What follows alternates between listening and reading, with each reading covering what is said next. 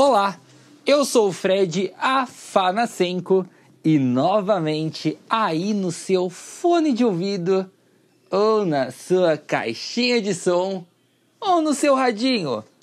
Por quê? Não ouvir ainda mais os clássicos?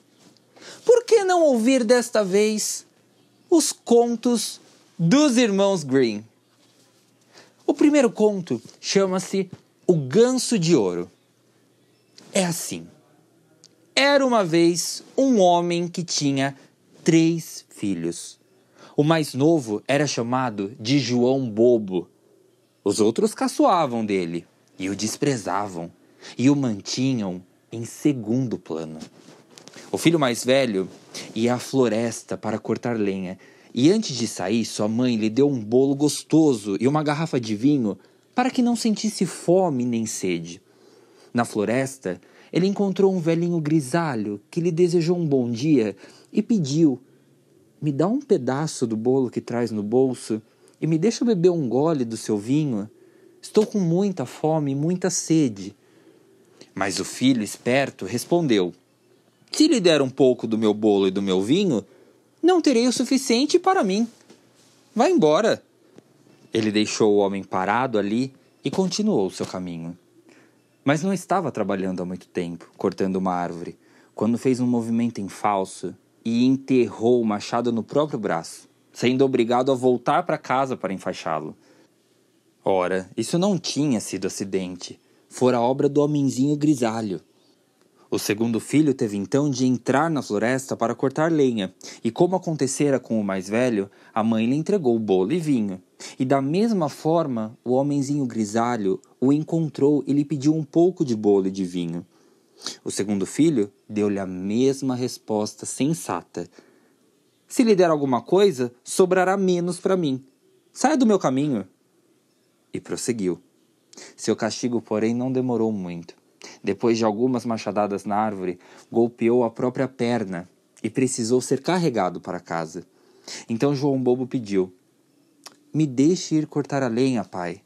Mas o pai respondeu: "Seus irmãos só fizeram se machucar. É melhor você não se meter. Você não entende disso." Mas João Bobo insistiu tanto para deixá-lo ir, que por fim o pai disse: "Vai então, ficará mais sabido depois que se machucar." Sua mãe lhe deu um bolo preparado com água e assado nas cinzas e uma garrafa de cerveja choca. Quando chegou à floresta, como acontecera com os outros, encontrou o homenzinho grisalho que o cumprimentou e pediu: "Me dá um pedaço do seu bolo e um pingo do seu vinho. Estou com muita fome e sede." João Bobo respondeu: "Só tenho um bolo assado nas cinzas e um pouco de cerveja choca. Mas se lhe agradar, nos sentaremos e comeremos juntos." Sentaram-se então, mas quando João Bobo apanhou seu lanche, viu um bolo bonito e gostoso e a cerveja choca se transformar em um bom vinho. Os dois comeram e beberam, e o homenzinho disse: "Como você tem bom coração e não se importa em dividir o que tem, vou lhe conceder boa sorte. Lá está uma árvore velha. Corte-a e encontrará uma coisa entre as raízes." E dizendo isso, desapareceu. João Bobo cortou a árvore e quando ela tombou, que surpresa! Vejam só, há um ganso no meio das raízes e suas penas eram de ouro puro. Ele apanhou a ave nos braços e rumou para uma estalagem onde pretendia passar a noite. O estalajadeiro tinha 3 filhas, que ao verem o ganso tiveram muita curiosidade em descobrir que tipo de ave era aquela e passaram a cobiçar uma de suas penas de ouro. A mais velha pensou: "Logo terei a oportunidade de arrancar uma pena." E quando João Bobo foi lá fora, agarrou a ave pela asa e arrancou uma pena. Mas sua mão ficou presa na mesma hora e ela não conseguiu se soltar. Logo depois, apareceu a segunda irmã, com a mesma intenção de arrancar uma pena de ouro. Mas mal a irmã a tocara, se viu presa. Por fim, veio a terceira irmã, com igual intenção, mas as outras gritaram: "Fique longe, pelo amor de Deus, fique longe." Mas a moça Sem saber por que deveria ficar longe, pensou: por que não devo me aproximar se elas estão ali? Então aproximou-se, mas assim que encostou nas irmãs, também ficou presa, e todas tiveram de passar a noite assim. Pela manhã, João pôs o ganso embaixo do braço, sem reparar nas 3 moças penduradas. Elas precisavam correr para acompanhá-lo, evitando esbarrar à esquerda e à direita nas pernas do rapaz. No meio do campo, eles encontraram o vigário que, ao ver a procissão, exclamou: não tem vergonha, moças assanhadas? Por que estão correndo assim atrás do rapaz? Chamam a isso um bom comportamento? Então ele agarrou a mão da moça mais nova para puxá-la, mas mal a tocou, ficou preso. E ele também precisou correr atrás do rapaz. Não demorou muito, apareceu o sacristão e, vendo seu patrão, o vigário, andando atrás de 3 moças, gritou surpreso: olá, reverendo, aonde vai com tanta pressa? Não se esqueça de que temos de celebrar um batizado. E assim dizendo, puxou o vigário pela manga e logo descobriu que não conseguia se soltar. Quando esse grupo de 5 pessoas seguia em fila indiana, vieram 2 camponeses trazendo as enxadas ao ombro. O vigário chamou e lhes pediu para libertar o sacristão e a ele. Mas no instante em que os camponeses tocaram no sacristão, ficaram presos. Portanto, eram agora 7 pessoas correndo atrás de João Bobo e seu ganso. Nesse andar, chegaram a uma cidade governada por um rei cuja única filha era tão séria que nada, nem ninguém conseguia fazê-la rir. Então o rei proclamara que quem a fizesse rir, a desposaria. Levou seu ganso com todo aquele séquito para mostrar à princesa. E ao ver as 7 pessoas correndo em fila indiana, ela caiu na gargalhada e parecia que nunca iria parar de rir. Assim sendo, João pediu a princesa em casamento. Mas o rei não gostou daquele candidato a genro e lhe impôs todo o tipo de condição. Primeiro, mandou João lhe trazer um homem que fosse capaz de beber uma adega de vinho. João Bobo lembrou imediatamente que o homenzinho grisalho talvez pudesse ajudá-lo, e foi à sua procura na floresta. No mesmo lugar em que ele abatera a árvore, encontrou o homem sentado com uma cara muito triste. João Bobo lhe perguntou o que acontecera e ele respondeu: estou com tanta sede e não consigo saciá-la. Detesto água fria e já esvaziei um tonel de vinho. Mas que é uma gota tão pequena para uma pedra em brasas? Ora, posso ajudá-lo. Venha comigo e logo terá o suficiente e muito mais para beber. João levou então o velhinho à adega do rei, e o homem pôs-se a beber dos tonéis. E bebeu, bebeu, bebeu até o corpo doer. E quando terminou o dia, a adega estava vazia. Então, mais uma vez, João Bobo exigiu sua noiva. Mas o rei ficou aborrecido que um desgraçado com o nome de João Bobo recebesse sua filha e impôs uma nova condição. Agora deveria encontrar um homem que fosse capaz de comer uma montanha de pão. João Bobo não precisou pensar muito. Foi direto à floresta e lá, no mesmíssimo lugar, havia um homem amarrando um cinto em volta do corpo com uma cara muito infeliz. Disse ele a João: comi uma fornada de pães, mas de que adiantou isso quando se tem uma fome igual à minha? Nunca me sinto satisfeito.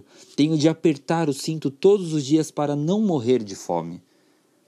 João Bobo ficou encantado e respondeu: levante-se e me acompanhe. Você terá o suficiente para comer.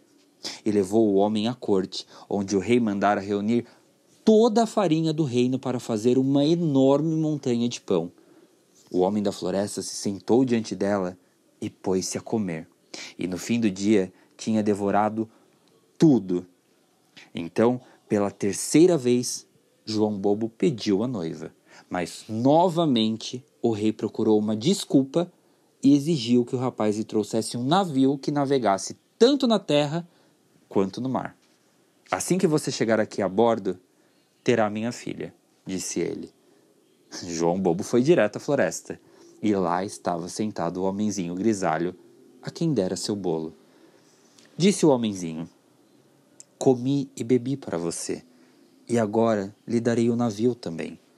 Faço tudo isso porque você se apiedou de mim. Entregou-lhe então um navio que podia navegar tanto em terra quanto no mar. E quando o rei viu isso, não pôde mais negar a filha ao João. O casamento foi celebrado e, quando o rei morreu, João Bobo herdou o reino e teve uma vida longa e feliz com sua esposa.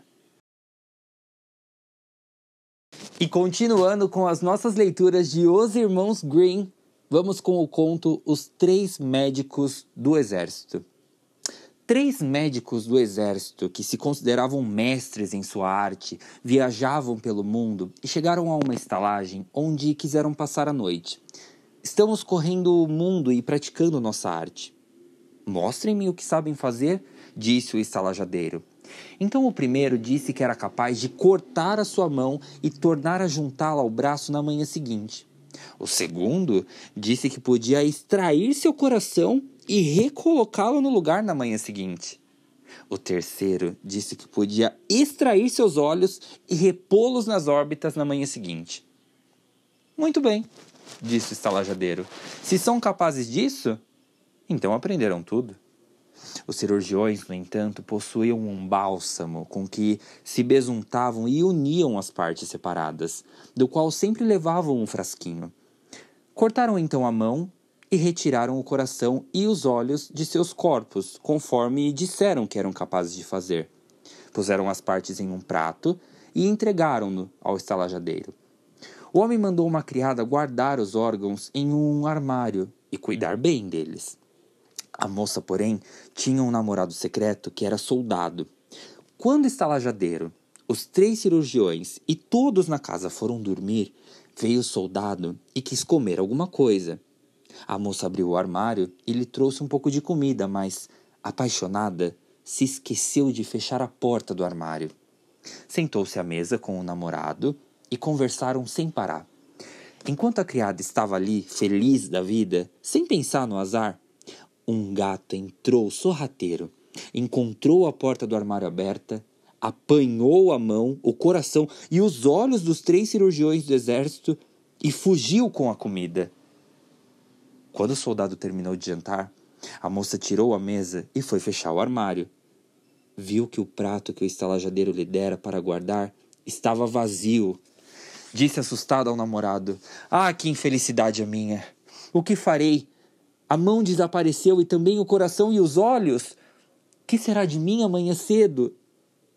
"Fique tranquila", disse ele. "Eu vou ajudá-la a sair dessa encrenca. Tem um ladrão pendurado na forca e cortarei a mão dele." "Qual era a mão?" "A direita." Então a moça lhe deu uma faca afiada e ele foi lá. Cortou a mão direita do ladrão morto e trouxe-a para a namorada. Feito isso, ele agarrou o gato e arrancou seus olhos. E ficou faltando apenas o coração.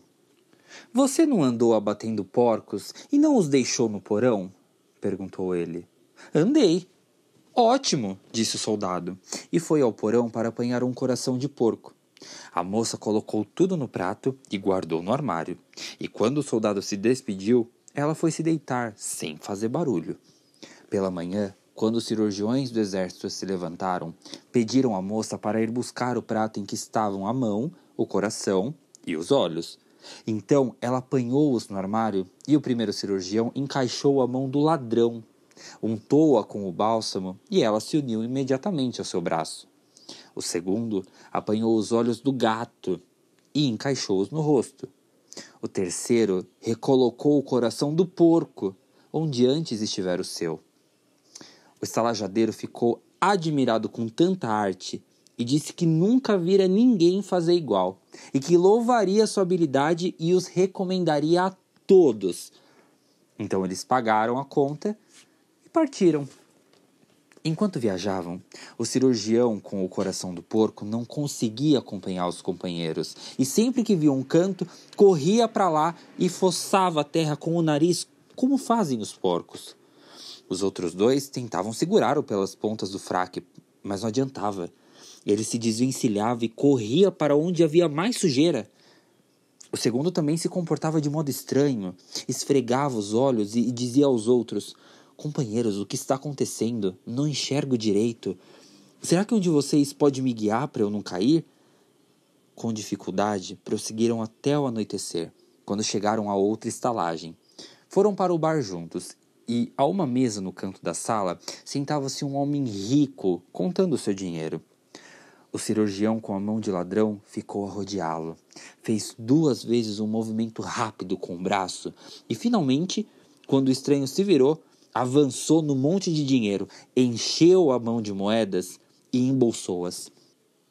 Um dos seus companheiros o viu e perguntou: companheiro, o que é que você está fazendo? Você não pode roubar, que vergonha!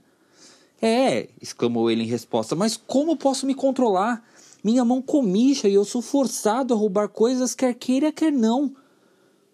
Depois eles se deitaram para dormir, e estava tão escuro que não conseguiam ver a própria mão. De repente, o que tinha os olhos do gato acordou os outros e disse: irmãos, olhem, vocês estão vendo aqueles ratinhos brancos correndo por ali? Os 2 médicos se sentaram, mas não conseguiram ver nada. Então ele prosseguiu: as coisas andam muito erradas conosco. Não nos devolveram o que era nosso. Precisamos voltar ao estalajadeiro. Ele nos enganou. Partiram então na manhã seguinte e disseram ao homem que ele não devolvera o que lhes pertencia, que o primeiro tinha a mão direita de um ladrão, o segundo, os olhos de um gato, e o terceiro, o coração de um porco. O estalajadeiro respondeu que devia ser culpa da moça e que ia chamá-la. Mas quando viram os 3 se aproximando, a criada fugiu pela porta dos fundos e não voltou mais. Então os 3 disseram que o homem teria de pagar-lhes muito dinheiro ou poriam fogo em sua casa. O estalajadeiro deu aos médicos tudo o que possuía e tudo o que conseguiu juntar, e os 3 foram embora. Receberam o suficiente para o resto de suas vidas, mas teriam preferido continuar com os órgãos que eram realmente seus. Vamos de mais um conto. Dessa vez, João Sortudo, dos irmãos Grimm. João tinha servido seu mestre durante 7 anos, quando um dia disse: mestre, terminei meu aprendizado. Quero ir para casa ver minha mãe. Por favor, me dê meu pagamento.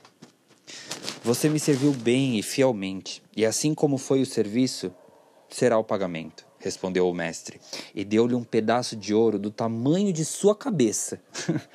João tirou um lenço do bolso, amarrou nele o outro, pôs a trouxa às costas e começou sua viagem para casa. Enquanto caminhava, arrastando um pé atrás do outro, surgiu um cavaleiro cavalgando muito confiante e alegre em seu cavalo fogoso. Ah! Exclamou João bem alto quando ele passou. Como deve ser bom cavalgar! O senhor está confortável como se estivesse sentado em uma cadeira de balanço. Não tropeça em pedras, economiza os sapatos e avança pela estrada sem se preocupar. O cavaleiro, que o ouviu, parou e disse: Olá, João, por que está a pé? Porque não tem outro jeito, disse João. Tenho de levar essa trouxa para casa? É verdade que é um pedaço de ouro, mas o peso força horrivelmente meus ombros e mal consigo manter a cabeça em pé. Vou lhe fazer uma proposta, disse o cavaleiro. Vamos trocar. Eu lhe dou meu cavalo e você me dá sua trouxa. De todo o coração, respondeu João, mas o senhor vai ficar muito sobrecarregado. O cavaleiro desmontou, apanhou o ouro e ajudou João a montar. Pôs as rédeas em suas mãos e disse: Quando quiser ir bem depressa, só precisa estalar a língua e gritar: Eia, eia! João ficou encantado quando se viu cavalgando tão à vontade. Passado algum tempo, ocorreu-lhe que poderia andar mais rápido, e começou a estalar a língua e a gritar: Eia, eia! O cavalo abriu um galope, e antes que João percebesse onde estava, foi atirado em uma vala que separava o campo do leito da estrada. O cavalo teria fugido, se um camponês que vinha pela estrada levando uma vaca não o tivesse segurado. João se apalpou todo e se levantou, mas estava muito zangado e disse ao camponês: às vezes, não é muito divertido cavalgar quando se tem um cavalo velho como o meu, que tropeça e me atira no chão e arrisca quebrar meu pescoço. Não voltarei a montá-lo. Tenho uma opinião bem melhor de sua vaca. Pode-se andar calmamente atrás dela, e ainda se tem o leite para vender todos os dias, além da manteiga e do queijo. Que é que eu não daria por uma vaca igual? Bom, disse o camponês, se gostou tanto dela assim, trocarei a vaca pelo seu cavalo. João aceitou a oferta com prazer, e o camponês montou o cavalo e foi-se embora depressa. João tangeu sua vaca tranquilamente e pensou na sorte que tivera com a troca. Se ao menos eu tiver um pouco de pão, e espero que nunca me falte, sempre terei manteiga e queijo para acompanhá-lo. Se tiver sede, só precisarei ordenhar a vaca e terei leite para beber. Meu coração, que mais podes desejar? Quando chegou a uma estalagem, parou para descansar e, muito feliz, comeu toda a comida que trazia, o almoço e o jantar também, e pagou as últimas moedas que levava por meio copo de cerveja. Prosseguiu então para a aldeia de sua mãe, levando a vaca à frente. O calor estava sufocante, e quando se aproximou o meio-dia, João se viu diante de um urzal que levou 1 hora para atravessar. Sentia tanto calor e sede que sua língua ressecara e estava colando no céu da boca. Isso pode ser facilmente resolvido, pensou João. Vou ordenhar minha vaca e beber o leite. Amarrou o animal a uma árvore e, como não tinha balde, usou seu chapéu de couro. Mas por mais que se esforçasse, não tirava nenhuma gota de leite. E como ele foi muito bruto em seus movimentos, o bicho impaciente lhe deu um forte coice na testa com uma das patas traseiras. João ficou atordoado com um golpe e caiu no chão, permanecendo assim por algum tempo, sem saber onde estava. Por sorte, nessa hora, uma açougueira veio andando pela estrada, empurrando um leitão em um carrinho de mão. — Que está vendo aqui? Exclamou enquanto ajudava o coitado João a se levantar. Ele contou tudo o que lhe acontecera.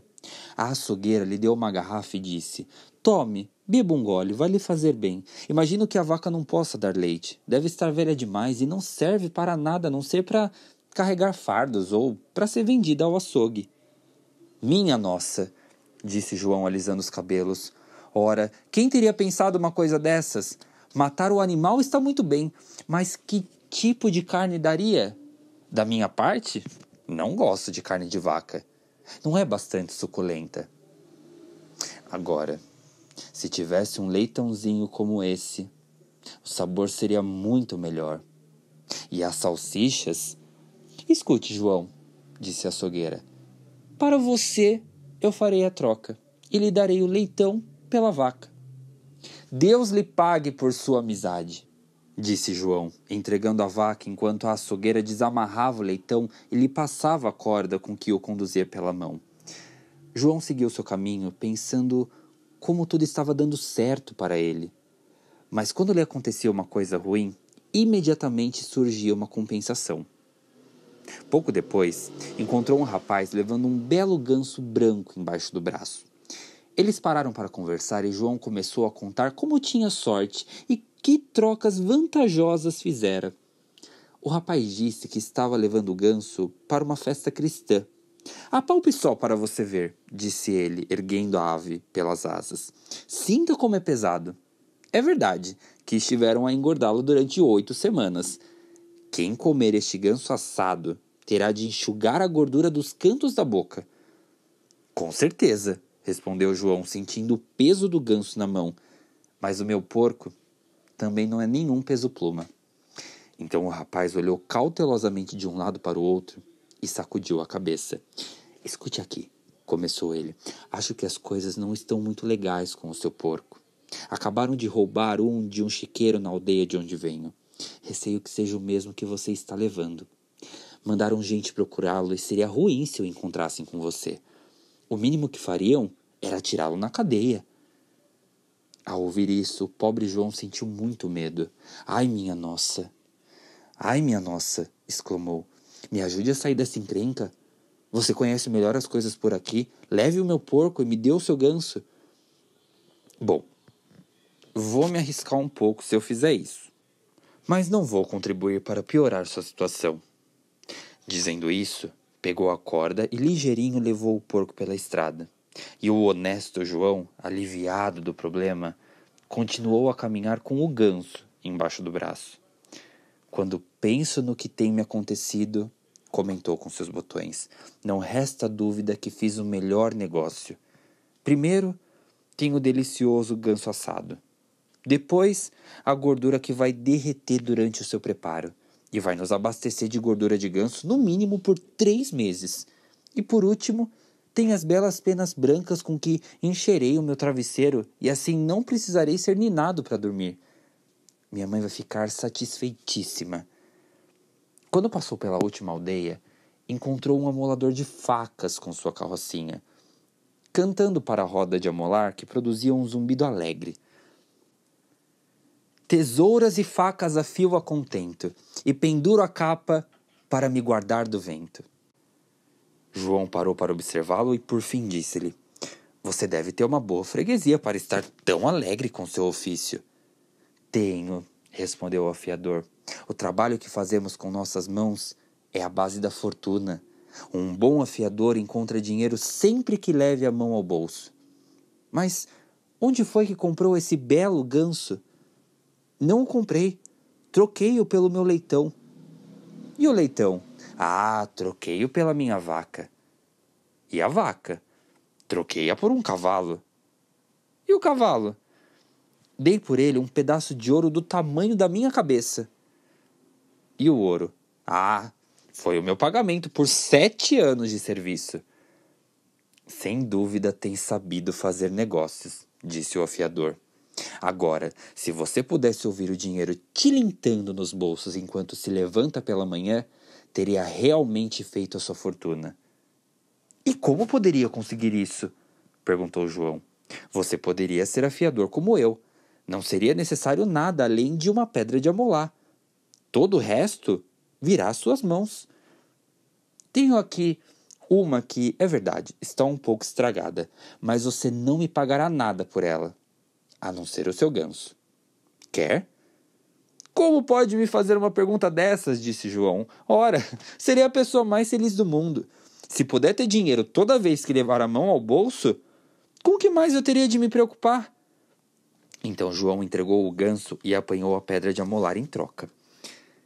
Agora, disse o afiador, erguendo uma grande pedra comum que estava à beira da estrada, tome mais uma boa pedra de quebra. Em cima dela você pode martelar todos os seus pregos velhos para endireitá-los. Apanhe a pedra e leve-a. João pôs a pedra nos ombros e seguiu o caminho com o coração leve e os olhos brilhando de alegria. Devo ter nascido em uma boa hora, exclamou. Tudo sai exatamente como desejo, como aconteceria com uma criança que nasce no domingo. Nesse meio tempo, como estava em pé desde o amanhecer, ele começou a sentir muito cansaço e também muita fome, pois comera todas as provisões de uma só vez em sua alegria com a troca da vaca. Por fim não conseguiu mais caminhar e foi obrigado a parar a cada minuto para descansar. As pedras eram assustadoramente pesadas e ele não conseguia se livrar do pensamento de que seria muito bom se não fosse obrigado a continuar carregando-as. Arrastou-se como uma lesma até um poço no campo, pensando em descansar e se refrescar com um gole de água fresca. Então, para não estragar as pedras sentando-se em cima delas, colocou-as com cuidado na beira do poço. Depois, sentou-se e ia se curvar para beber, quando, sem querer, deu um pequeno empurrão nas pedras. E as duas despencaram dentro da água. Quando João as viu desaparecer diante dos seus olhos, deu pulos de alegria. E, em seguida, se ajoelhou e agradeceu a Deus, com lágrima nos olhos, por ter lhe concedido mais essa graça, aliviando-o das pedras pesadas, que eram só o que ainda o perturbava, sem lhe dar motivo para se censurar. Com certeza não há nesta terra ninguém mais feliz do que eu. E assim, de coração leve, livre de qualquer preocupação, ele correu para a casa da mãe. E se você acha que acabou, vamos continuar a ler Os Irmãos Grimm. Eu vou ler o conto Rosa Branca e Rosa Vermelha. Era uma vez uma viúva que morava em uma casa solitária. Diante da casa havia um jardim onde cresciam 2 roseiras, uma de rosas brancas e outra de rosas vermelhas. A viúva tinha 2 filhas que lembravam as 2 roseiras. Uma se chamava Rosa Vermelha e a outra Rosa Branca. Elas eram boas e felizes, ocupadas e alegres tanto quanto poderiam ser 2 crianças no mundo. Só que Rosa Branca era mais sossegada e meiga do que Rosa Vermelha. Rosa Vermelha gostava mais de correr pelos prados e campos, apanhando flores e perseguindo borboletas. Rosa Branca ficava em casa com a mãe e a ajudava no trabalho doméstico ou lia quando não havia nada para fazer. As 2 crianças gostavam tanto uma da outra que sempre andavam de mãos dadas quando saíam. E nessas ocasiões, Rosa Branca dizia: "Nunca nos separemos." Rosa Vermelha respondia: "Nunca enquanto vivermos." E a mãe acrescentava: "O que uma possuir, deve repartir com a outra." Muitas vezes elas corriam pela floresta sozinhas, colhiam frutinhas vermelhas e nenhuma fera lhes fazia mal. Antes se aproximava delas, confiante. O coelhinho comia folha de repolho em suas mãos. O cabrito montês pastava ao seu lado. O veado saltava alegremente por perto. E os passarinhos se empoleiravam nos ramos das árvores e cantavam todas as músicas que sabiam. Nenhum mal lhes acontecia. Se ficassem até tarde na floresta e a noite caísse, simplesmente se deitavam lado a lado no musgo e dormiam até o amanhecer. E a mãe sabia disso e não se preocupava com as filhas. Certa vez, depois de passarem a noite na floresta e de serem acordadas pela claridade da manhã, elas viram um belo menino vestindo uma cintilante roupa branca, sentado ao lado da cama de musgo que tinham feito. Ele se levantou e olhou-as com bondade, e sem nada dizer, se embrenhou na floresta. E quando elas olharam em volta, descobriam que haviam dormido muito próximo de um precipício, e certamente teriam caído durante a noite se tivessem dado mais alguns passos. A mãe lhes disse que o menino devia ter sido o anjo que guarda as crianças boas. Rosa Branca e Rosa Vermelha conservavam a casinha da mãe tão arrumada que dava prazer de se ver. No verão, Rosa Vermelha cuidava da casa e toda manhã deixava um buquezinho de flores ao lado da cama da mãe, para quando ela acordasse, e nele sempre havia uma rosa de cada roseira. No inverno, Rosa Branca acendia o fogão e pendurava a chaleira em um gancho que havia no alto. A chaleira era de cobre e brilhava como ouro de tanto que a menina polia.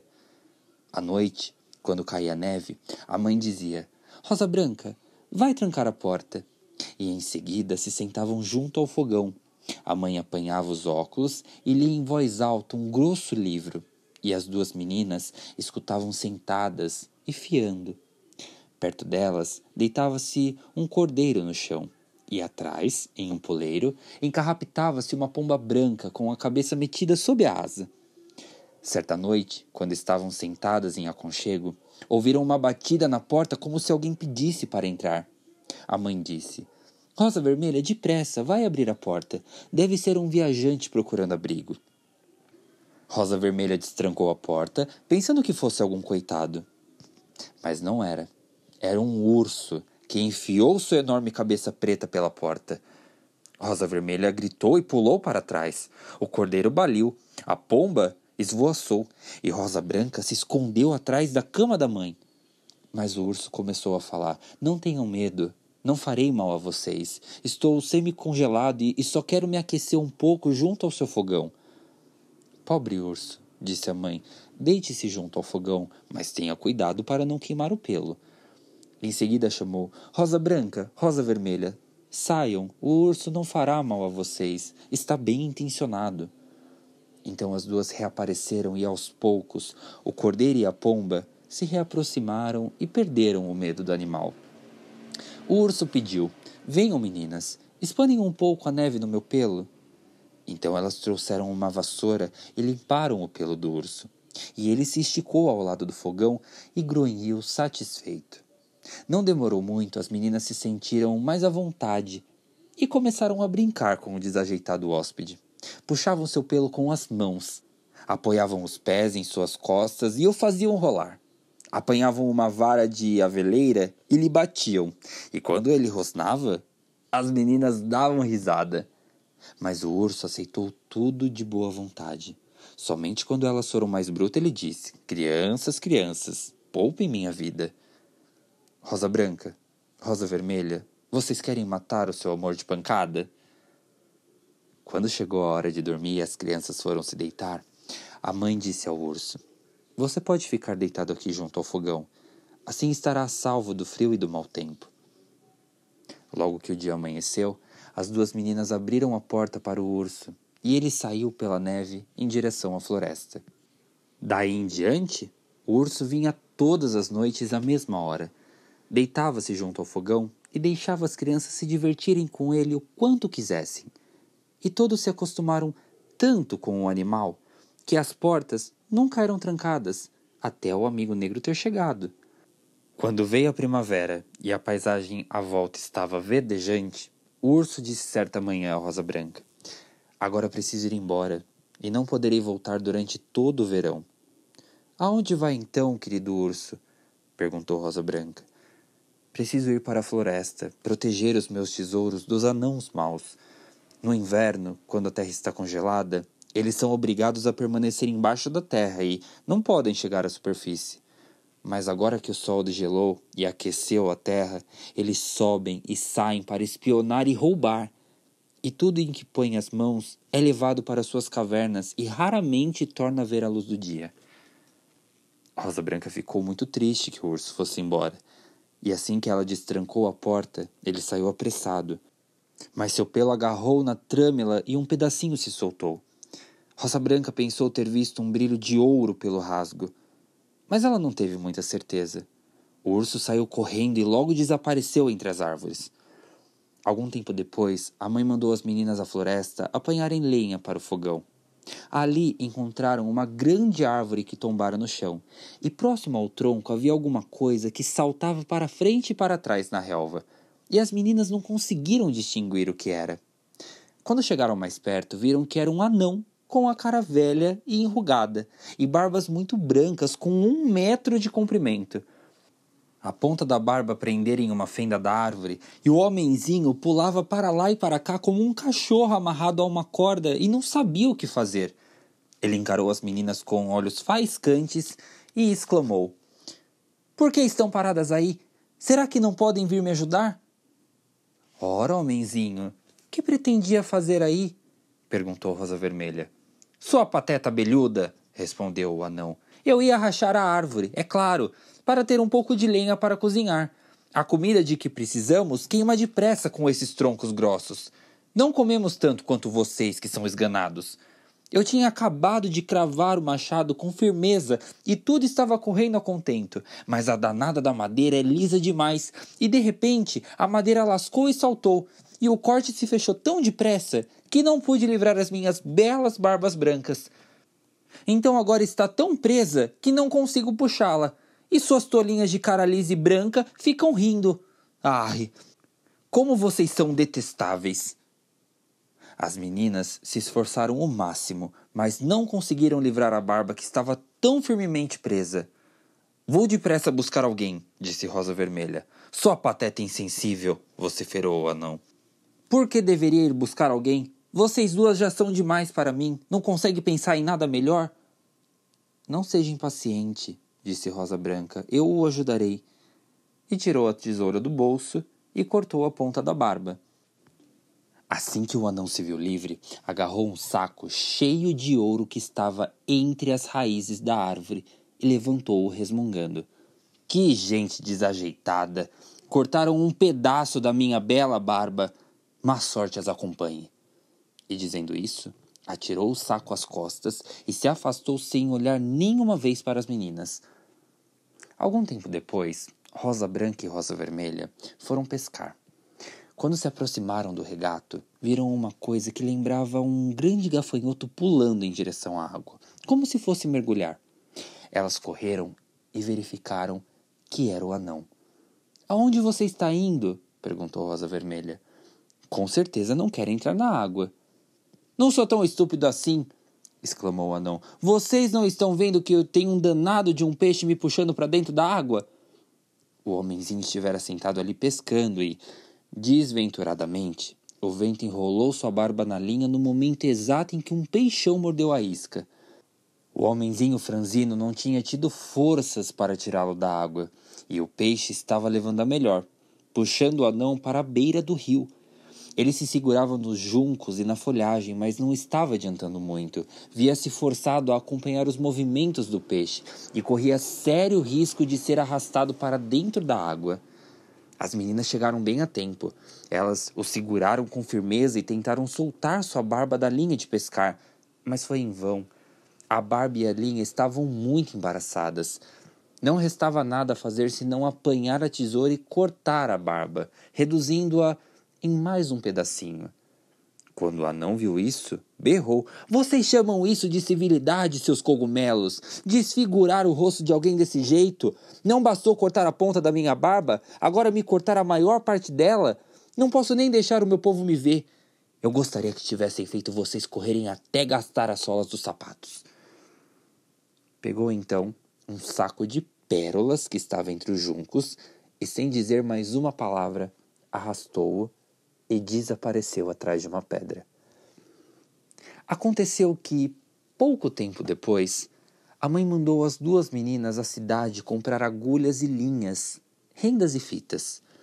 A estrada atravessava um urzal em que havia enormes pedregulhos dispersos aqui e ali. Logo elas repararam em um grande pássaro que sobrevoava lentamente o local, descrevendo círculos no ar.